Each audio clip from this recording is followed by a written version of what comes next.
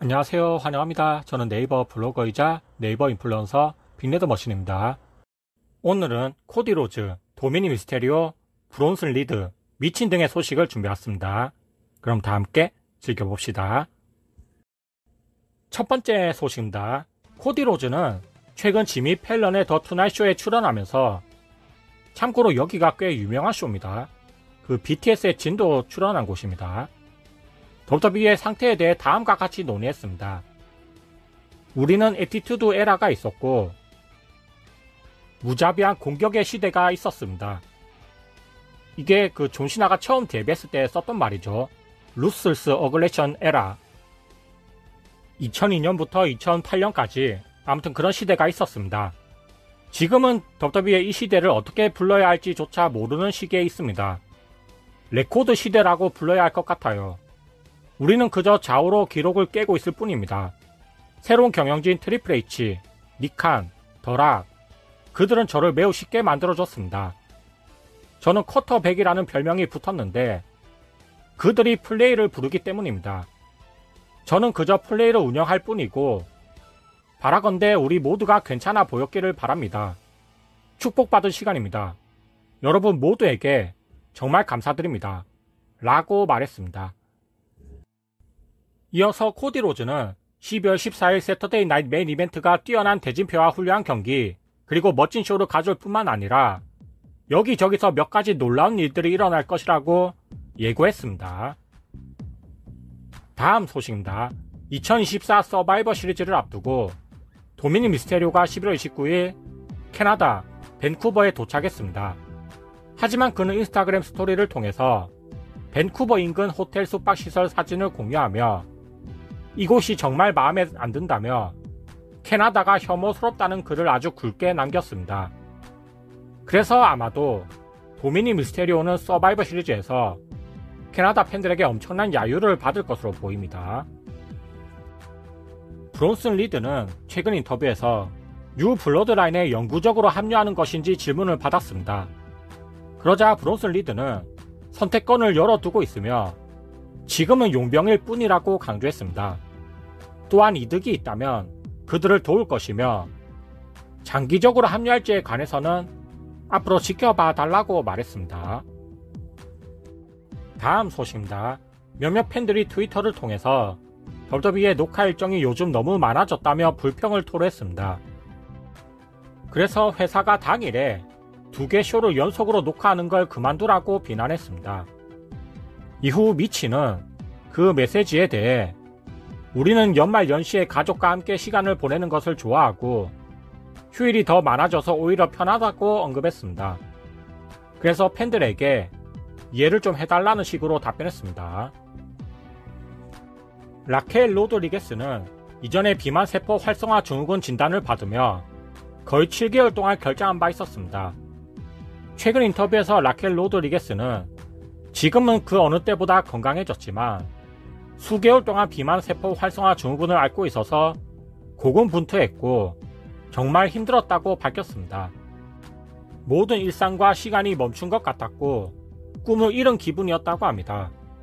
세상에 혼자 남은 것 같았지만 리브 모건이 항상 곁에 있어줬고 자신이 혼자가 아닌 것처럼 느끼게 해줬다고 합니다. 그래서 덕분에 건강을 회복하는 데 큰 도움이 되었다고 말했습니다. 또한 지금도 WWE에서 리브 모건과 함께 할 수 있어서 너무 기쁘고 완전히 새 사람이 된 것 같다고 덧붙였습니다. 참 제가 보기에 리브 모건은 정말 현모양 처 같은 여자네요. 미래의 리브 모건을 만날 남자는 정말 부럽습니다.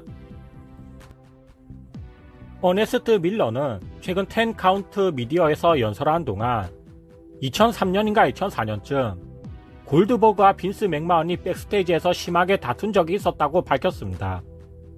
이어서 어네스트 밀러는 자신의 목격담을 다음과 같이 말했습니다. 처음에 골드버그는 존 로리 나이티스와 라커룸에서 싸우고 있었습니다. 골드버그는 자신이 좋은 대접을 받지 못해 화가 난 것으로 보였고 옆에 있던 테이블과 모든 것을 들고 엎었습니다. 존 로리 나이티스는 빈스 맥마헌을 데리러 갔습니다. 하지만 빈스가 도착했을 때도 골드버그는 여전히 화가 나 있었고 이곳을 떠나겠다며 큰 소리 쳤습니다. 빈스는 그를 진정시키려 했지만 골드버그는 더욱 화를 냈고 결국 빈스도 화가 났어요. 두 사람 사이에 긴장감이 고조되었지만 빈스는 그냥 자리를 떴어요.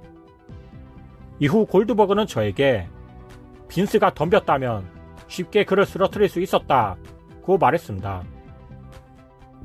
아직도 골드버그가 했던 말이 생생합니다. 그는 이봐, 그 늙은 놈이 뭔가를 할 것처럼 행동하며 여기 들어왔다는 걸 알아? 그 노인을 죽여버릴 거야 라고 말했습니다. 하지만 이 모든 일은 20여 년 전에 있었던 일이며 최근 인터뷰에서 골드버그는 빈스 맥마헌에게 서운한 것도 물론 있지만 그에게 영원히 감사할 것이라고 밝히기도 했습니다. 골드버그의 아들인 게이지는 최근 빌 애프터와 인터뷰에서 아버지의 발자취를 따를 것인지에 대한 질문을 받았습니다. 이에 그는 레슬링이 너무 멋지고 아드레날린이 솟구치지만 지금은 풋볼 경력에 헌신하는 게 자신의 길이라고 답변했습니다. 만약 풋볼이 잘 안 풀린다면 그땐 레슬링을 시도할 수도 있고 아직은 단정 짓기 어렵다고 덧붙였습니다. 얼마 전 하디보이즈는 TNA와 계약을 체결했으며 이에 대해 맷 하디는 최근 이스트림 라이프 팟캐스트에서 TNA와 1년 계약을 체결했다고 밝혔습니다. 그리고 TNA는 2025년에 몇 가지 큰 계획을 가지고 있으며 앞으로 더 큰 단체로 전환하기를 희망한다고 말했습니다. 또한 이제 공식적으로 TNA와 함께하게 되어 매우 자랑스럽고 2025년은 뜻깊은 한 해가 될 것이라고 장담했습니다. 브라이언 다니엘스는 그동안 여러 번 은퇴를 암시했지만 영원히 은퇴하겠다고 노골적으로 말하지는 않았습니다. 그 이유는 프로레슬링에 대한 열정을 잃지 않았기 때문이며 가끔씩은 레슬링을 할 계획이었습니다.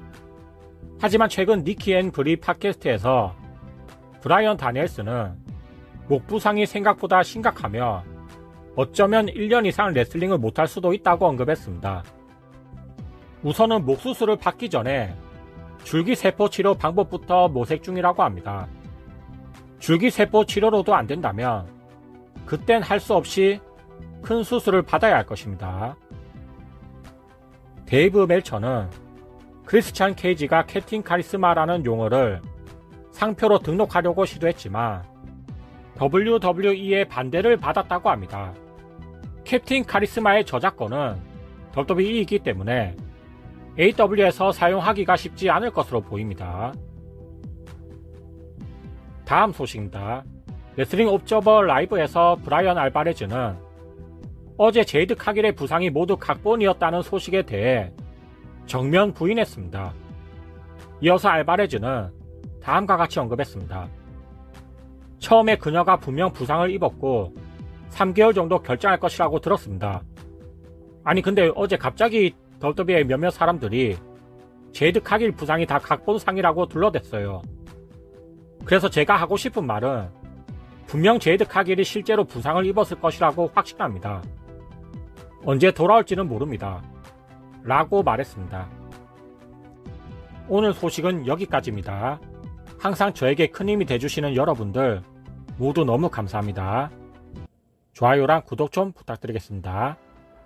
오늘도 한 사람의 한국 레슬링 팬이 더 생기길 바라면서 이만 들어가 보겠습니다. 좋은 주말 되세요.